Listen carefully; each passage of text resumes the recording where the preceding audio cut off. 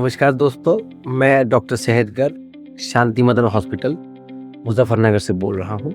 मैं हॉस्पिटल में director department of urology department इस हॉस्पिटल का मैं देखता हूँ। आज हम एक कॉमन टॉपिक पर डिस्कस करेंगे जिसका नाम है प्रोस्टेट हेल्थ के बारे में। इसको कॉमनली लोग मेडिकल टर्म में BPH भी बोलते हैं। तो बड़ा कॉमन सवाल होता है, व्हाट इज़ BPH?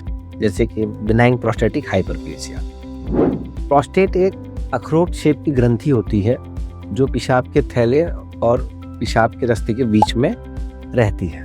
अनुमानित हर मेल के होती है। जैसे जैसे हमारी एज बढ़ती है, 50 साल 40 साल के ऊपर जाने लगती है, तो इसका आकार बढ़ने लगता है, जिस चीज़ को कॉमनली बोला जाता है बिनाइन प्रोस्टेटिक हाइपरप्लेसिया, मतलब कि गदूर का साइज बढ़ना। अब दूसरा सवाल आता है, what are the common symptoms associated with this BPH?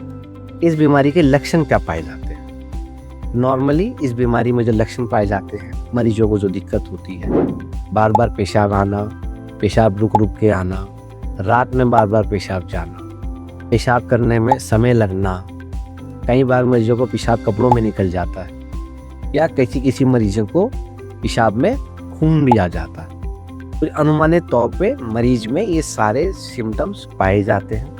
अगर आपको कोई भी ऐसा सिम्टम आता है, कोई भी ऐसी दिक्कत होती है, तो अपने नियर बाई यूरोलॉजिस्ट से आप संपर्क करें। फिर काफ़ी लोग पूछते हैं कि BPH कितना कॉमन है इंडिया में, ये बीमारी का प्रेवलेंस क्या है इंडिया में? तो अनुमानित तौर पे ये देखा गया स्टडीज़ के according approximately after the age of 60 50% लोगों को, मेल्स को basically benign prostatic hyperplasia India में पाया जाता है। अगर आपको ऐसे कोई सिम्टम आते हैं या इस बीमारी के लक्षण आते हैं तो अपने डॉक्टर से मिलें। फिर एक और क्वेश्चन आता है, क्वालिटी ऑफ लाइफ कैसे हैम्पर होती है इस बीमारी से?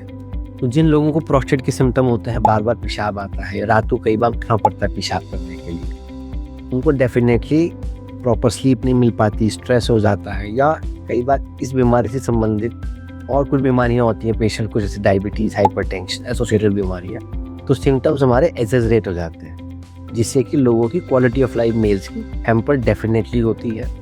और अगर ऐसे कोई भी सिम्टम्स हैं तो आप अपने नियर बाई यूरोलॉजिस्ट से तुरंत संपर्क करें, वो आपको प्रॉपर ट्रीटमेंट देके गाइड करें। फिर एक और सवाल आता है कि what are the treatment options available for this disease? Prostate के लिए क्या क्या ट्रीटमेंट अवेलेबल है मॉडर्न सिनारियो? तो उन ट्रीटमेंट को अगर दो हिस्सों में बांटें, मेडिकल और सर्जिकल। तो जनरली सब पेशेंट्स को मेडिकल ट्रीटमेंट्स ट्राई किया जाता है।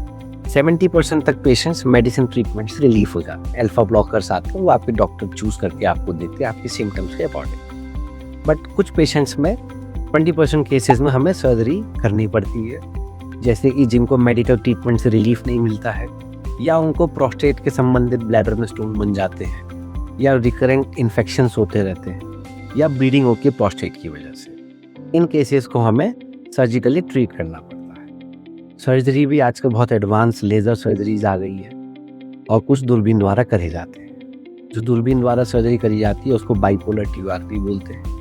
और मोस्ट एडवांस सर्जरी आजकल जो करते हैं, हॉलिप करते हैं, लेज़र इंड्यूस सर्जरी। अगर आपको कोई भी ऐसी प्रॉब्लम्स हैं, अपने यूरोलॉजिस्ट से मिले, वो आपके लिए बेस्ट ट्रीटमेंट ऑप्शंस जो अवेलेबल है आपको गाइड करेंगे और अपना प्रॉपर ट्रीटमेंट लें। Thank you.